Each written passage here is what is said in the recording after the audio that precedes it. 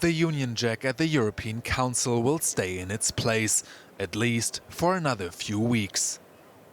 After almost 7 hours of Brexit talks, EU leaders grudgingly offered the UK a bit more time to complete its departure from the bloc. We were asked for clarifications in December. We gave them.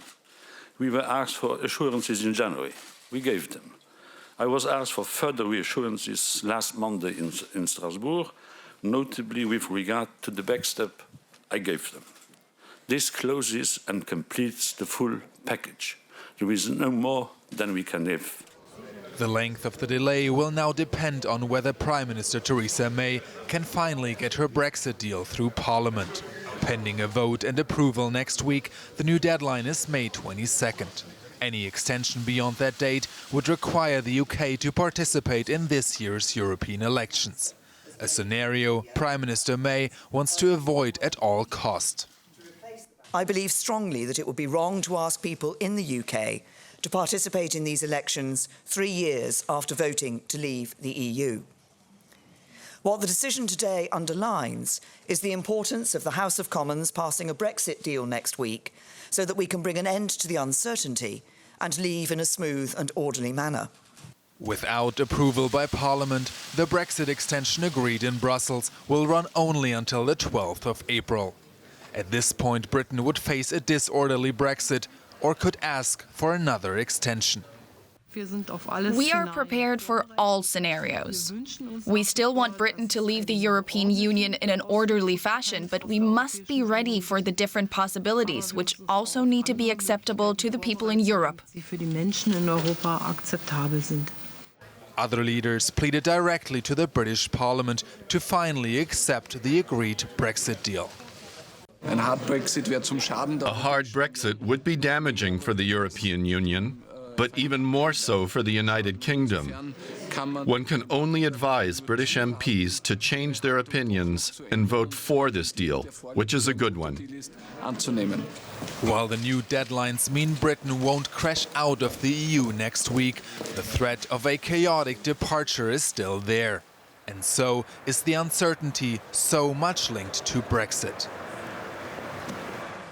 For more, I'm joined now by DW's Alex Forrest-Whiting here in the studio and by our Brussels correspondent, Georg Mathis. Good morning to both of you. Georg, if we could start with you in Brussels. Did the EU get what it wanted at this summit, a more structured framework for Brexit?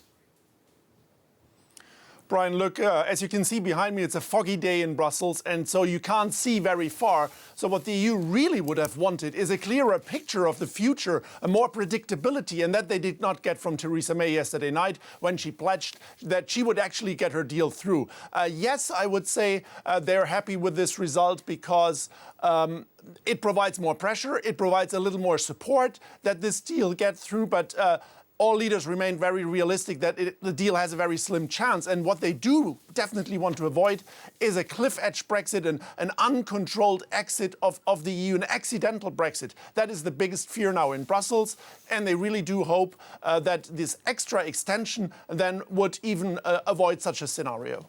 An extra extension. Yeah, Alex, in many ways, the EU has taken Brexit out of Theresa May's hands with this offer, hasn't it? I would say that's exactly what's happened, she appeared before them yesterday for around 90 minutes. They were frustrated that she couldn't give them a plan for what would happen if her withdrawal agreement is again rejected by Parliament next week. And because of that, they then decided that they had to come up with this other plan, which is this extra extension until April the 12th. This is to give them a chance to try to avoid, as Georg has said, to try to avoid a cliff edge, a Brexit with no deal. However, it does not take it off the table, and they're very aware of that. The reason why they have said this date of April the 12th is because that is the last day in UK law that the UK can say whether they are going to take part in those European elections. If Theresa May has not made it clear by then basically the UK is out by the 12th, so it is pretty tough on Theresa May. OK, the EU here setting the tone, giving the dates now.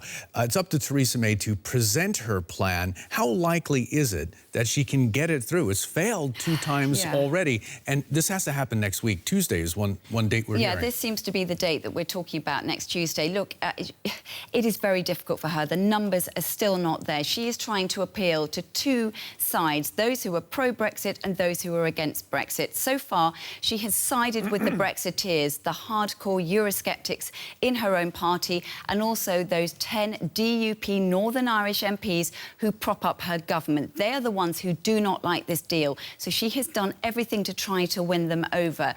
That still is not a done deal, and she would still have to convince more than 80 of those MPs to back her. She also needs Labour, the main opposition party. She needs some of those MPs to back her to get those numbers.